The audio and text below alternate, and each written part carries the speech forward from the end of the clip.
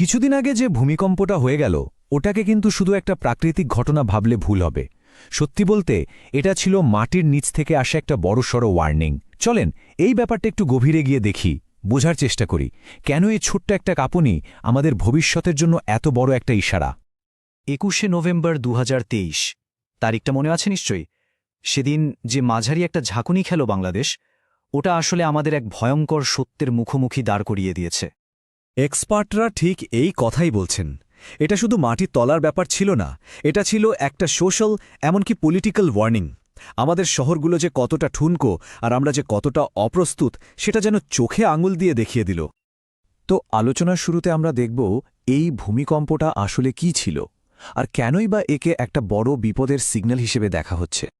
দেখুন, মোট যে ৯ জন মারা গেলেন তার মধ্যে সরাসরি বিল্ডিং ধসে মারা গেছেন মাত্র ৩ জন, সেটাও জুবিলি ক্রিকেট স্টেডিয়ামে আতঙ্কে দৌড়াদৌড়ি করতে গিয়ে একটা অংশ ধসে পড়ে।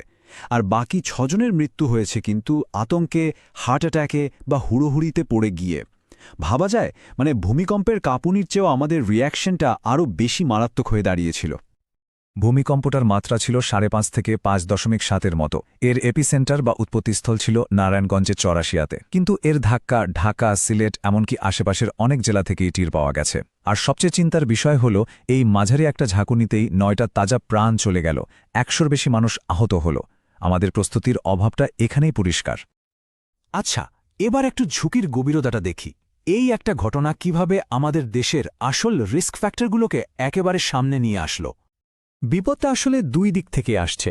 একদিকে আছে মাটির তলার জিওলজিক্যাল রিস্ক, যেটা চোখে দেখা যায় না কিন্তু অনশন শক্তিশালী। আর অন্যদিকে আছে আমাদের নিজেদের হাতে তৈরি করা বিপদ, মানে অপরিকল্পিত শহর আর দুর্বল সব বিল্ডিং। এই যে মাটির তলার ঝুঁকির কথা বললাম, এর মূলে আছে মধুপুর ফল্টের মতো অ্যাক্টিভ ফল্ট লাইন। সহজ করে বললে এটা মাটির নিচে একটা বিশাল ফাটল, যেখানে বছরের পর বছর ধরে শক্তি জমা হচ্ছে। আর এই জমা হওয়ার শক্তি যে কোনো সময় একটা বিশাল ভূমিকম্প হয়ে বেরিয়ে আসতে পারে।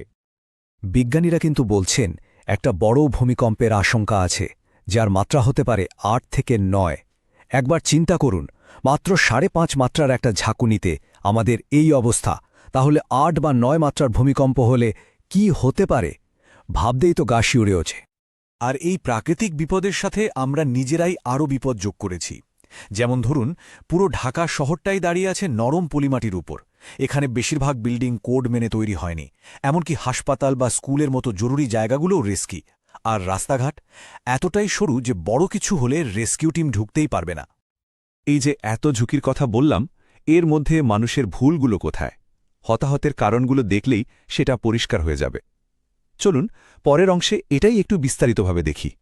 তো নভেম্বরের সেই ভূমিকম্পে মোট ৯ জন মানুষ মারা গেলেন। কিন্তু প্রশ্নটা হল, এই যে ৯ জন মারা গেলেন, এর জন্য কি শুধু ভূমিকম্পের কাঁপুনিটাই দায়ী ছিল? উত্তরটা কিন্তু না। বেশিরভাগই মারা গেছেন আতঙ্কে দৌড়াদৌড়ি করতে গিয়ে, পদদলিত হয়ে, ওপর থেকে কিছু মাথায় পড়ে অথবা ভয়ে হার্ট অ্যাট্যাক করে। এর একটাই কারণ, ভূমিকম্পের সময়ে ঠিক কি করতে হয় তা না জানা। ব্যাপারটা তাহলে কি দাঁড়ালো? একটা বিল্ডিং হয়তো খুব শক্ত করে বানানো হলো, ভূমিকম্পে টিকিয়েও গেল, কিন্তু ভেতরে থাকা মানুষগুলো যদি না জানে কি করতে হবে, তাহলে বিল্ডিংটা দাঁড়িয়ে থাকলেও তাদের জীবন বাঁচানো যাবে না। তাহলে এখন উপায় কি? দেখুন, ভূমিকম্প তো আর আমরা থামাতে পারব না, কিন্তু ঠিকঠাক প্রস্তুতি নিলে এর ভয়াবহতা অনেকটাই কমাতে পারি। চলুন এবার প্রস্তুতির পথগুলো নিয়েই কথা বলা যাক। বিশেষজ্ঞরা এক বাক্যে বলছেন, এই মুহূর্তে আমাদের ১ নম্বর কাজ হল সাধারণ মানুষকে ট্রেনিং দেওয়া।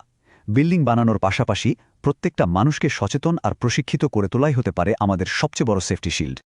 সারা পৃথিবীতেই সবচেয়ে কার্যকর যে পদ্ধতিটা মানা হয় সেটার নাম হল ড্রপ, কভার, হোল্ড। মানে কাঁপুনি শুরু হলেই ভয় না পেয়ে মাটিতে বসে পড়ুন বা নিচু হয়ে যান।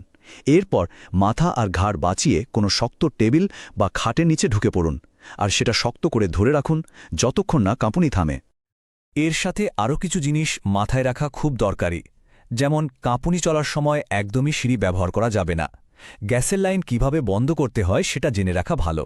আর সবচেয়ে ইম্পর্ট্যান্ট হল নিজের শান্ত থাকা আর অন্যদেরও শান্ত রাখার চেষ্টা করা, তাহলেই কিন্তু হুড়োহুড়ির মতো বিপদ এড়ানো যাবে। শেষ কথা হলো, দুর্ঘটনা ঘটার পর দৌড়ঝাঁপ করার থেকে আগে থেকে প্রস্তুত থাকার একটা কালচার তৈরি করা অনেক বেশি জরুরি। আর এটা শুধু সরকারের কাজ নয়, এটা আমাদের সবার, প্রত্যেক নাগরিকের দায়িত্ব। 21শে নভেম্বরের ওই ভূমিকম্পটা ছিল একটা ছোট্ট ট্রায়াল, একটা ড্রেস রিহার্সালের মতো। আসল বিপদ আসার আগে প্রকৃতি যেন আমাদের একবার ভাবার সুযোগ করে দিল।